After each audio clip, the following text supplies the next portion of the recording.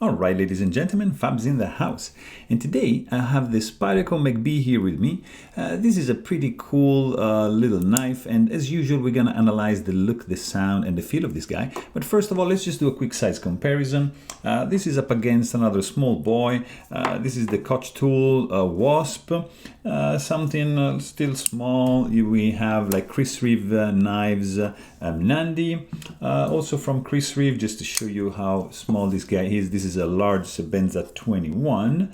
Also from Spyderco we have the Paramilitary 3. And let's do also another Spyderco guy. This is the Native 5 in like 40 years anniversary edition, and just another one right over here. We've got the Benchmade 940-1. So pretty small little utility knife over here. So let's check out the look of this guy. So this is a pretty cool design by Jonathan McNeese. He's a US veteran, and you know, is you see right over here, you can see his logo. And this is like a pretty small knife. It's like 3.85 inches in the open position. Has some pretty cool lines, like over here you see like it's rounded off. It's like the only straight line is just the edge over here. Everything else, you know, it's pretty nicely rounded off, and you know, it gives like a pretty cool look to the blade.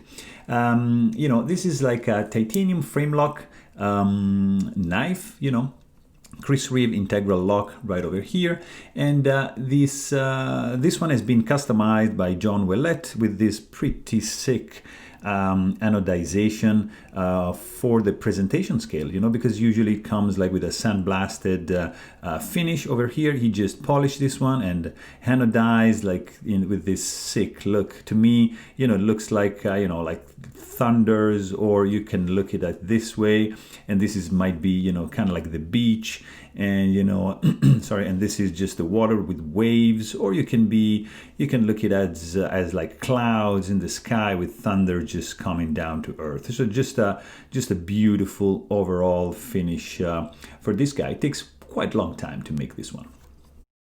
So this is not like skeletonized in the scales, just like you know, nicely milled out and nicely hammered, like in the pivot, in the lock release relief, in the lock bar relief right over here. So also the back of the pivot. So there's lots of work, you know, that went into this guy over here.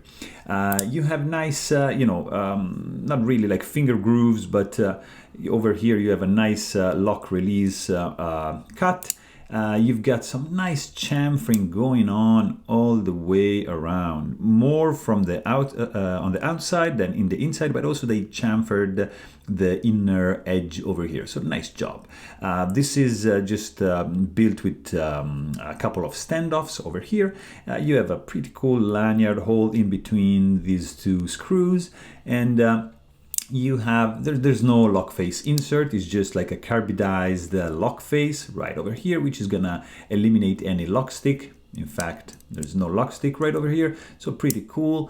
You know, the screw size are like a T8 and T6 for this guy, and it's gonna be extremely fast and easy to disassemble. You just you know, pop this open and boom, job is done. The pivot is captive; it's keyed in like D-shaped, so it's not gonna rotate when you unscrew this one. So it's gonna be super easy to you know, remove the pivot. So very nice job. These two screws are completely flush and not protruding out of the scale.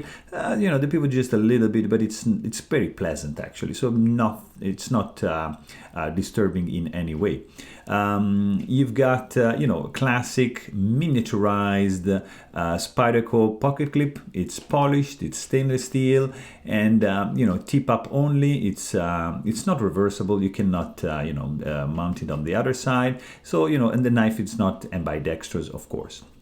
The blade length, it's around 1.5 inches, so pretty small. Its steel is CTS XHP, so very good steel. And the finish, if you look, it's like a mirror wash kind of finish. It's the same kind of finish you find in higher end Spydercos, like in the Paisan, for example. You're gonna find the same same finish. This is like a Warncliffe point, and it's gonna be good like to scrape things off, or like as a utility knife, to open packages like a boss and in style. So very, very nice.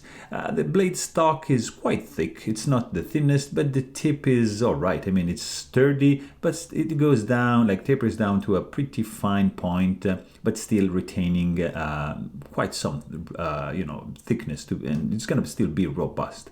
It is a saber grind over here, and with a pretty symmetrical grind, and also the edge symmetry, it's pretty spot on because it's also like easy because it's just a straight line. There's no belly on this blade.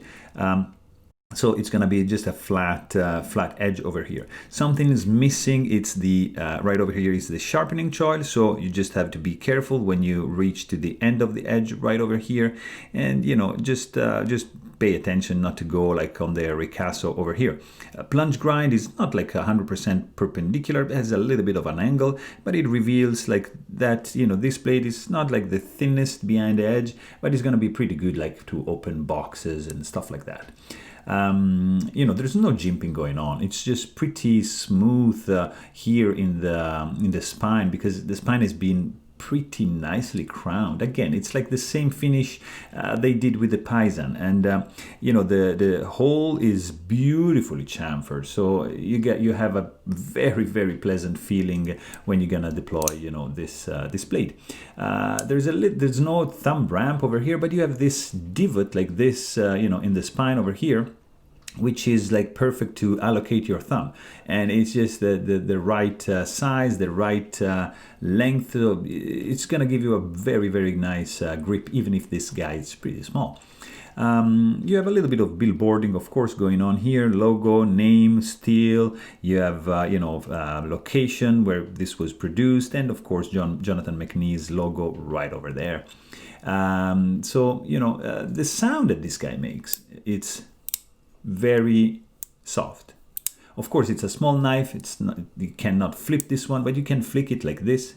You see, so it's going to be a little bit louder if you deploy it like that. But overall, it's going to be a very, very soft click.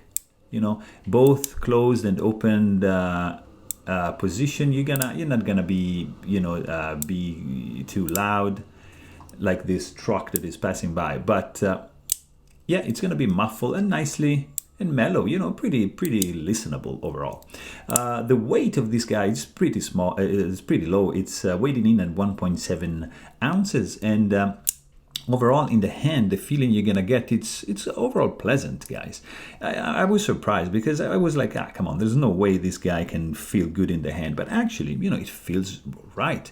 Like, you're gonna have like 2-finger grip like this, and these fingers are going to be just free to just go like this and to avoid the knife to go down, and the thumb is going to naturally just be like here, so you can just open anything, or just scrape stuff like that, or if you want to be a little bit more recessed like that, yeah, it's gonna work. Of course, the grip is okay. I mean, you're not gonna you start batoning with this knife, because it's very small, but also super sharp. You're not gonna do any reverse grip because there's not really enough handle length to do so, but nonetheless, it's gonna still feel quite solid, I have to say. The finish is it's spot on. It's it's well built, and especially with this finish over here, it's gonna be like quite smooth, and your finger is going to be gliding, because of course this scale has been polished in order to be able to do this anodization job. So keep that in mind. Overall, I don't see any gaps or any play. The blade is solidly locked in. There's no vertical or horizontal blade play. The blade is dead center to me, and yeah, I mean, also the clip ramp is a little bit lower than the other Spydercos, you see, and also you have the pocket clip a little bit in the way, but still you're gonna be able, if you don't have a too thick pocket, you're still gonna be able to slide this in, and the retention is good, so it's not gonna go anywhere. And you see you have the ramp on the inside is going to be a little bit higher on the outside, so it's going to be safely attached to the edge of your pocket. So pretty good job over here, even if, yeah, it's not the best looking pocket clip in the world, but still it's going to be able to do its job. This overall, it's like a small deployment knife. You can, of course, like do two hands. You can do one hand. You can just do like a, you know, a flick if you can, like this with your thumb. Not really Spidey flick because there's not much space on the back. So you're just gonna have these couple options, but yeah, it's gonna be like a little bit on the slow side. You're not gonna have any finger sore like in deploying this one because the chamfering of the hole, it's just spot on, and overall the feeling, it's super smooth. Like this is running on very, very tiny washers, and but it's still like very, very smooth.